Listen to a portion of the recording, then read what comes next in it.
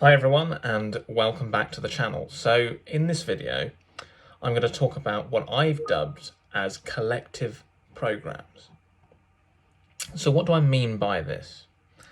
Well, these are deeply rooted psychological programs that are within the collective consciousness that carry a heavy momentum. That's the way I would describe it. And what I mean by that is, I guess the closest analogy is these collective programs are like a current, a strong current. And what happens is most people get carried away in that current. And it's very, very difficult and very unusual for people to step out of that current and to reach dry land and to make their own way back in the other direction, so to speak. And I'm going to give some examples of this, and hopefully it's going to make you understand that everything is consciousness. I can't emphasize this enough. It is all consciousness. So here's an example. Aging, okay, is a collective program, and you might think, for goodness sake, it's a biological phenomenon. Well, have a look at the counterclockwise study, which is a Harvard study by Dr. Ellen Langer, who's a psychologist. And what happened was they took a group of over 75-year-olds for 1 week and basically subjected them to a process where they immersed themselves in visualizations and techniques to take them back to when they were, I think it was the year 1989, I think it was. And basically they acted as if they were back in 1989. And they had various tests done before and after the process, and every single one of them experienced physical changes. Okay, there were people who were walking with a stick when they came in, and afterwards were walking without a stick. Okay, people's eyesight improved, people's hearing improved, people's memory improved, cognition improved. So what is this showing? It's showing that to a very large extent, and I personally think to the whole extent, this idea of aging is just a collective program. It's so deeply embedded through years and years of incarnations that it's very, very difficult to shake off that program. And when we come into this reality, it's embedded very, very early on. These people are old. When you get to this age, you're an elderly person. Right? It's all psychological. It's all programming. So there's another one at the moment. Well, there's loads at the moment. Here's one. That 1 in 2 people will get cancer in their lifetime. How often do you hear that phrase? It's everywhere.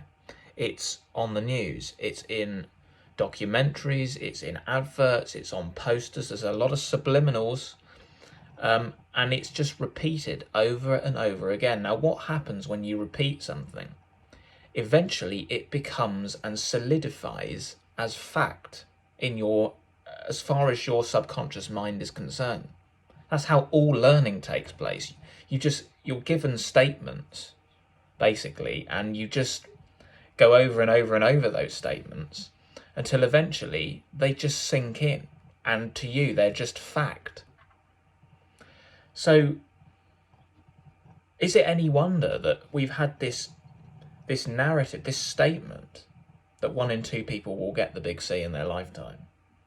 And it's been going for years and years and years, and all of a sudden there's a massive spike in the number of cancer deaths. If you think about all of the narratives about the different ways that we're all being poisoned, right? And this is particularly in the truther movement. How many people are now believing that and are now creating that?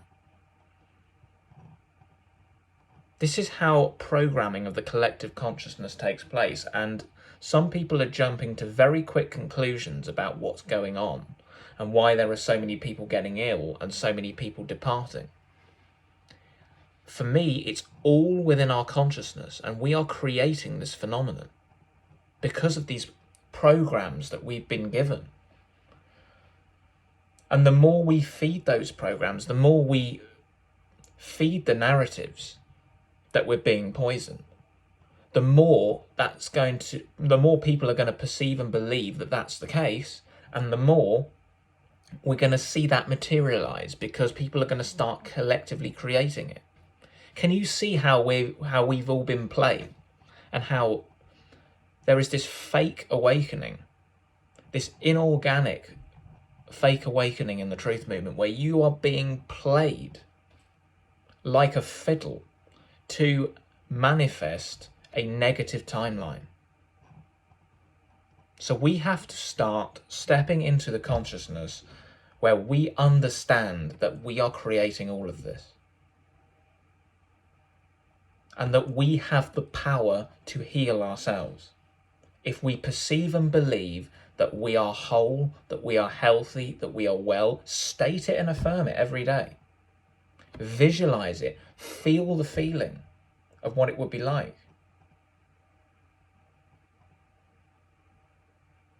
We have to start doing this, and we have to start counteracting these programs that are being seeded into different parts of the collective. And there's a definite, blatant attempt now within the awakened community to manifest a negative timeline. And if that triggers you, good. Because it means that you've gone, oh, hang on a minute. Something about that rings true. And then you're getting all worked up because you know there's some truth in it. Collective programs, it's a big thing, and there are lots of them. So that's what I believe is going on right now, and I believe it's all about awareness right now, and teaching people that we are the creators and that consciousness is everything. And that is what's determining the reality that we're all experiencing. So it's time to turn inwards and start clearing out our consciousness, clearing out our vessels. And then we will see the changes externally. We have to do this now